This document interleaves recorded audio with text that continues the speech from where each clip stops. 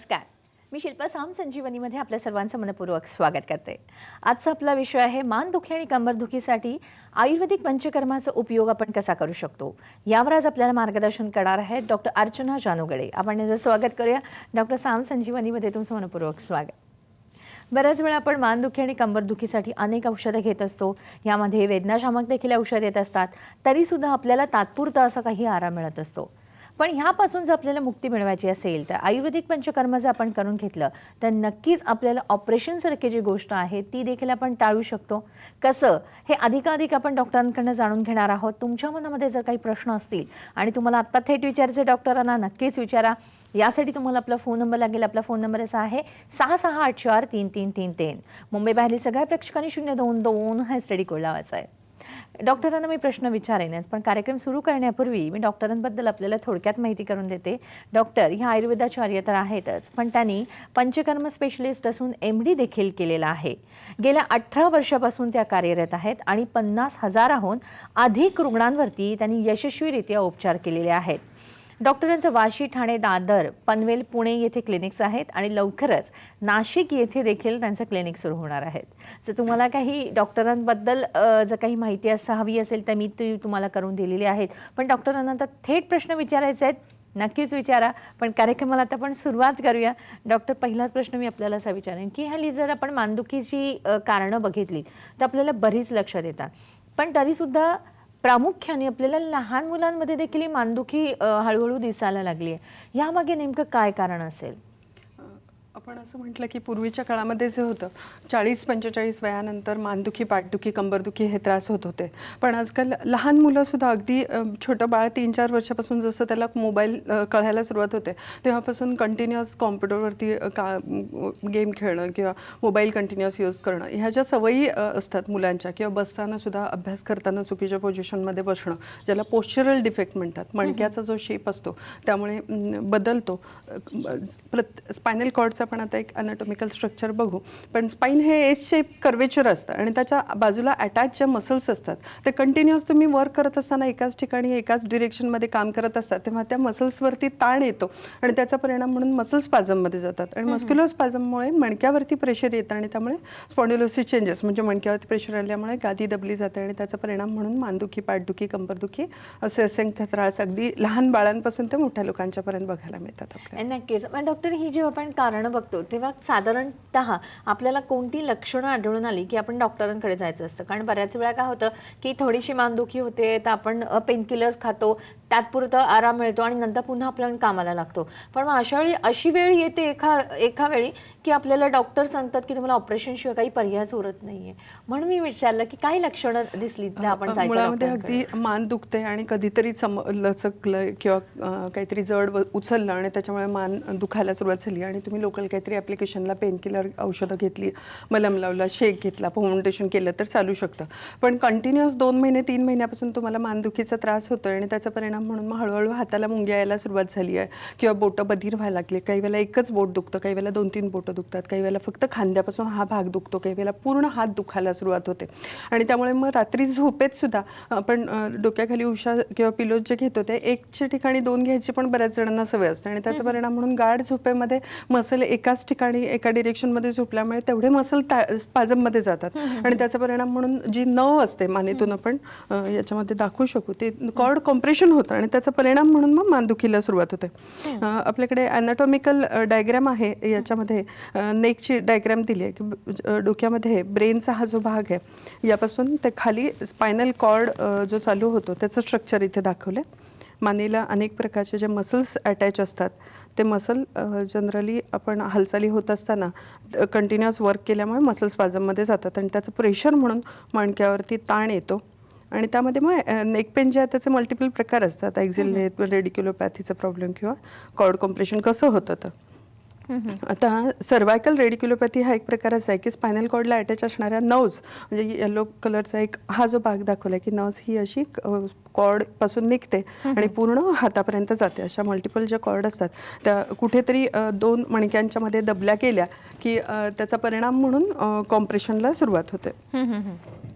आता हा पण नेक पेनमध्ये जनरली कॉर्ड कसा म्हणतात, तर हा जो येल्लो कलरचं स्ट्रक्चर मधलं दाखवलं आहे हा स्पायनल कॉर्ड आहे.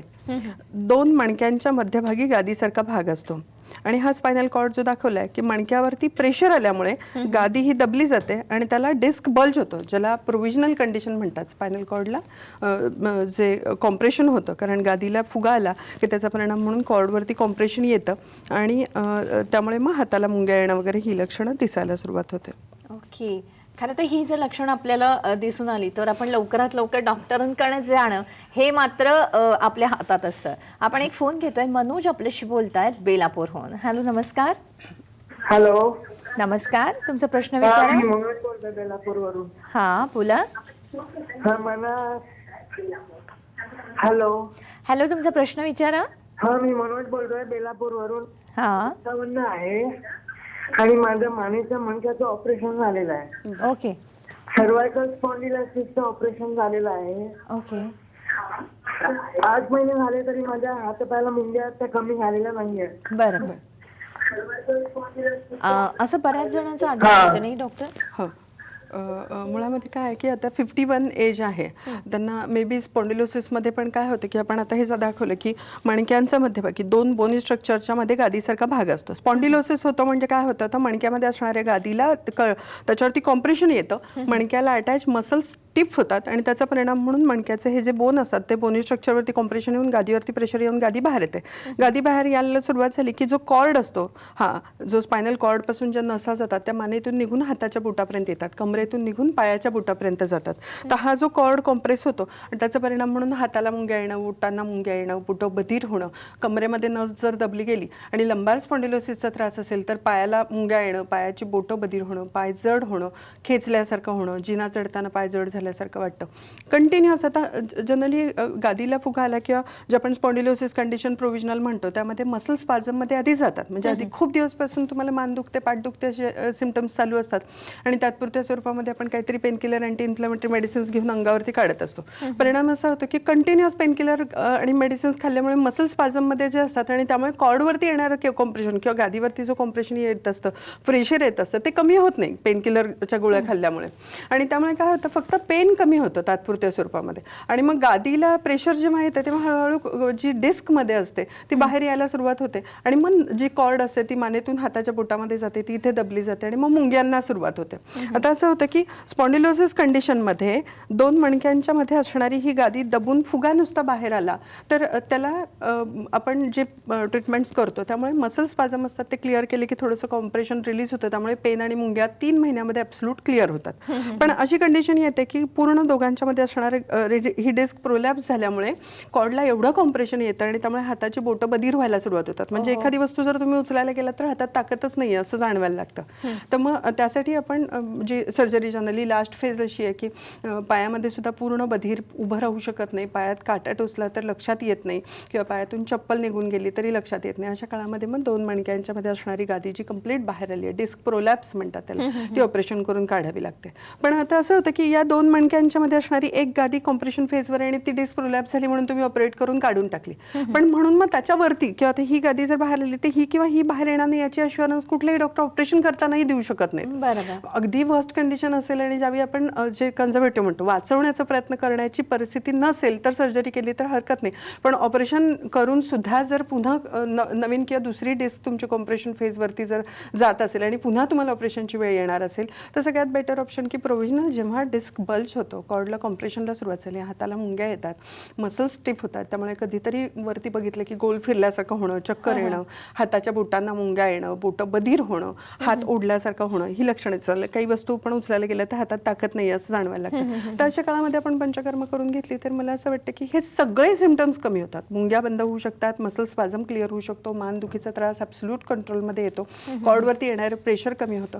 एकदा बाहेर आलेली डिस्क आपण आतमध्ये नाही घालू शकत, पण म्हणून मसलवरती येणारा कंटिन्युअस ताण कमी करण्यासाठी जर आपण पंचकर्माची मदत घेतली तर ऑपरेशन हे 100% आपल्याला टाळता येऊ शकतं. पण त्याला एक लाईन ऑफ ट्रीटमेंट प्लॅन आपल्याला करावी लागते आणि त्यामध्ये पंचकर्माचा खूप महत्त्वाचा रोल असतो. नक्कीच. खरं तर म्हणजे जरी तुमचं ऑपरेशन झालेलं असेल आणि तुम्हाला हा त्रास जाणवतोय, तुम्ही पंचकर्म करून बघा, तुम्हाला 100% तुम्हाला आराम पडू शकतो. अधिक माहिती करून घेणार आहोत डॉक्टरांकडनं, पण आता मात्र वेळ झाली आहे का ब्रेकची. घेतोय एक छोटासा ब्रेक.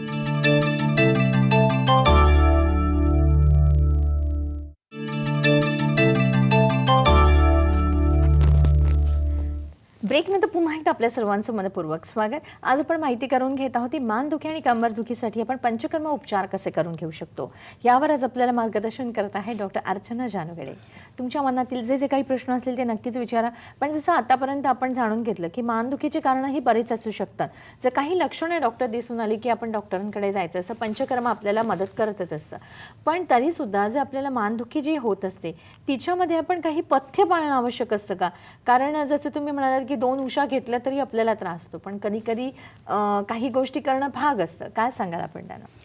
मुळामध्ये बेसिक सगळ्यात मोठा कन्सेप्ट असा की मानदुखी आणि पाठदुखीच्या कारणांमध्ये सर्वायकल आणि लंबार स्पॉन्डिलोसिस जे ऑर्थोपेडिकनुसार म्हटलं जातं, आयुर्वेदानुसार आम्ही जे वाताचा त्रास, संधिवाताचा त्रास असं कन्सिडर, कोणताही सांधा, मग अगदी छोट्या सांध्यांपासून मोठ्या सांध्यांपर्यंत हाडांमध्ये होणारं घर्षण आणि मसल स्टिफनेस हा वातामुळे असतो आणि ज्याला संधिवात असं म्हणतात.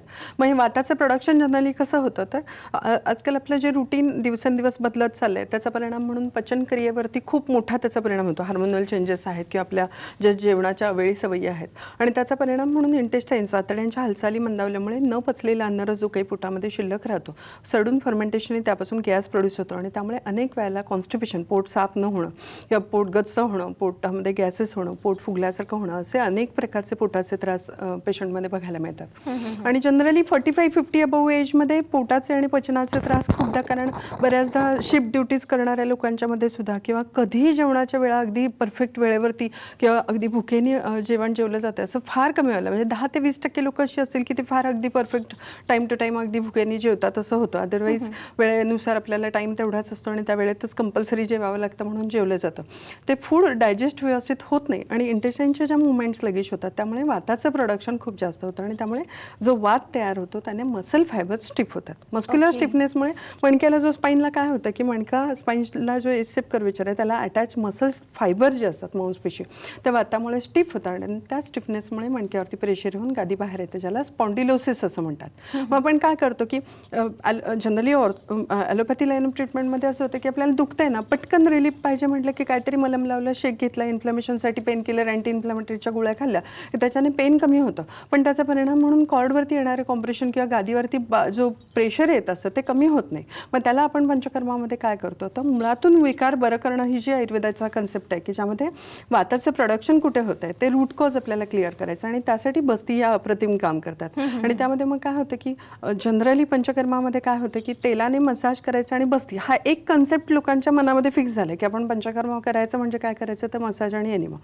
पण यामध्ये असं होतं की बस्तीचे जे प्रकार असतात त्यामध्ये अनेक प्रकार, म्हणजे 15-18 प्रकारच्या बस्ती, त्यामध्ये असंख्य प्रकारचे काढे, एका बस्तीचे 10 दिवस 8 दिवस असे सेशन्स असतात आणि त्यामध्ये हजारो प्रकारचे ऑइल्स आणि काढ्यांचे वापर केले जातात. म्हणजे प्रत्येक डॉक्टर आपापल्या वेनी त्यामध्ये वापरणारे कंटेंट किंवा जी तेलं सिद्ध केली जातात त्यामध्ये जडीबुटी यूज केली जाते, त्यामध्ये युरिक ॲसिडचं प्रोपोर्शन जास्त आहे, गावठी अर्थरायटिस, रुमॅटिझम होणं, HLA-B27, अँकायलोजिंग स्पॉन्डिलोसिस त्रास आहे, अर्थरायटिसचा त्रास आहे, आंमाताचा त्रास आहे.